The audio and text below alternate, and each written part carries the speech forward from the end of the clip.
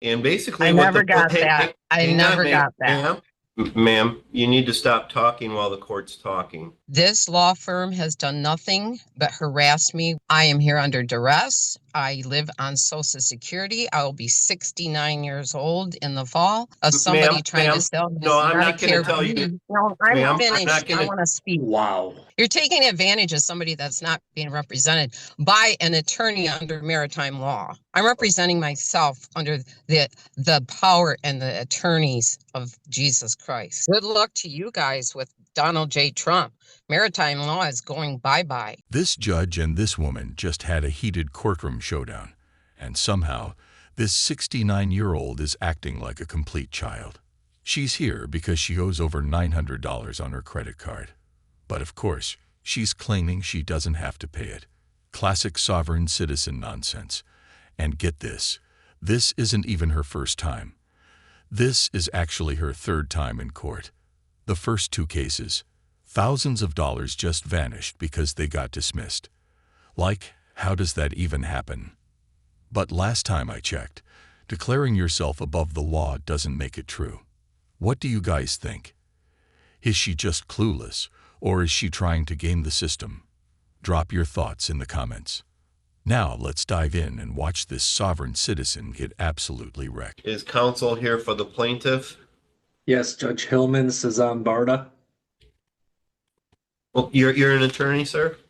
Yes, sir. Oh, okay. All right. I couldn't tell based on the way you're dressed. We do expect lawyers to wear ties and suits for court proceedings, Mr. Barda. Yes, Your Honor. I completely apologize. There are two attorneys that handled our docket via Zoom today. Both failed to appear. I don't know why, and now I'm scrambling. I apologize. Okay. All right.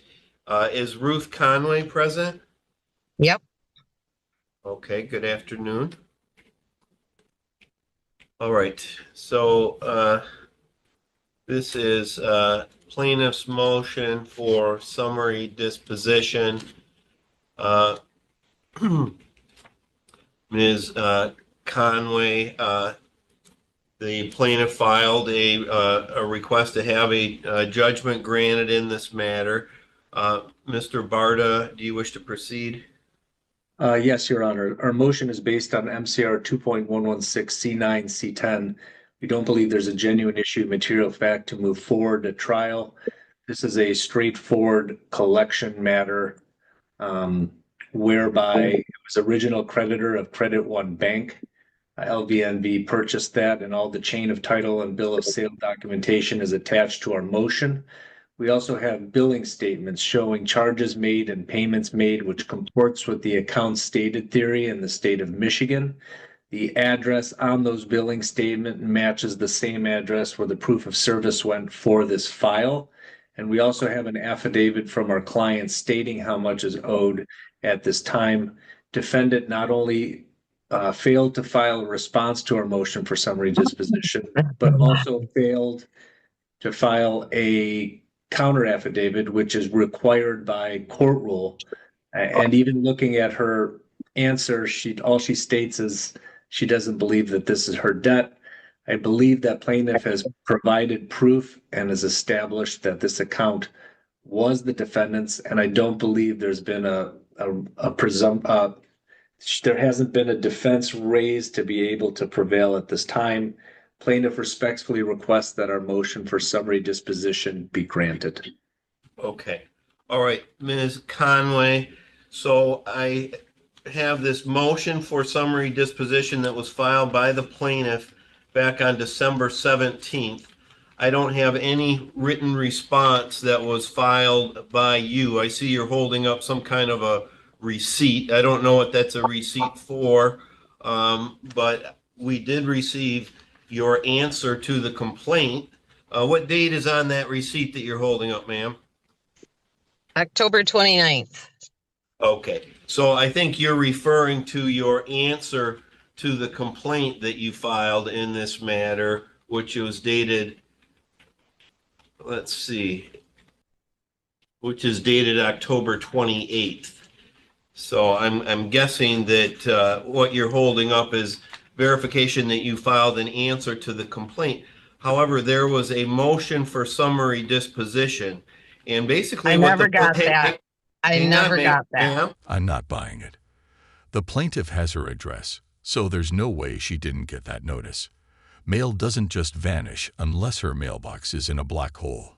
And come on, she's 69 years old. At some point, you have to take responsibility.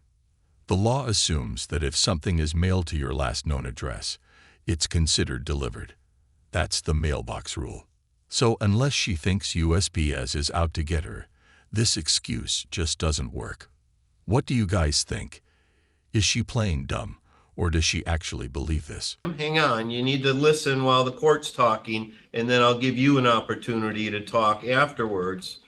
So there was a motion for summary disposition. That's a request for a judgment, and it has an affidavit attached to it, and it has bills showing that you had a Credit One credit card and that you had made certain charges. It looks like there's charges to Meyer and Mason. There's charges to the city of Mason on the credit card, Dollar Tree, and Celebration Cinema. And what the plaintiff has indicated is that that Credit One account was purchased by LVNV funding, the plaintiff in this case, and that based on the fact that you had used the credit card and you had made payments on the credit card under Michigan law, that's a cause of action for account stated, and you would have an obligation to file an affidavit indicating that those were not your charges and you did not have an account with Credit One, and you've not filed that. Is there anything you would like to tell the court, ma'am? This is the time for you to make your response. Okay, I'm making this statement. I am here under duress. I have formally put in a formal complaint to the Consumers Finance Protection Bureau. I don't know who LVNV Funding is. I have never heard of them in my entire life. This law firm has done nothing but harass me with document after document. I had 3 collection agencies approach me on this matter. I contacted the other 2, told them exactly the same thing I told this firm, but this firm has continued to harass me. I have made that formal complaint to the Consumers Finance Protection. Whether they protect me or a loaning institute is another story. I am here under duress. I live on Social Security. I will be 69 years old in the fall, and I do not have a job.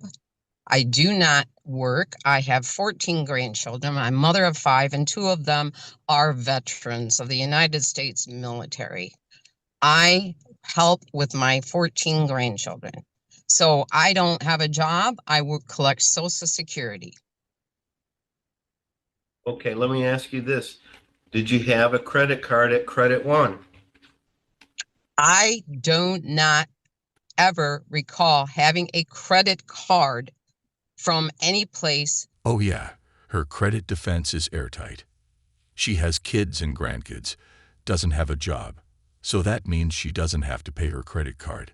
Make it make sense. Not having a job doesn't erase your financial responsibilities.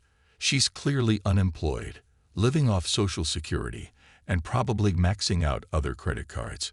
Credit card companies don't care how you pay them back, just that you do. And her excuse: I have a family. That's it. But don't worry.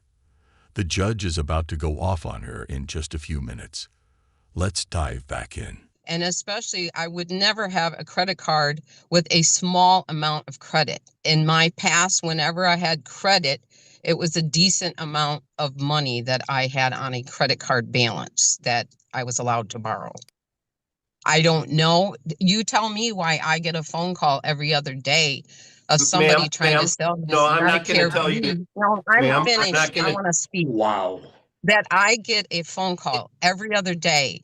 How do these people know I don't have Medicare B? How do they know that?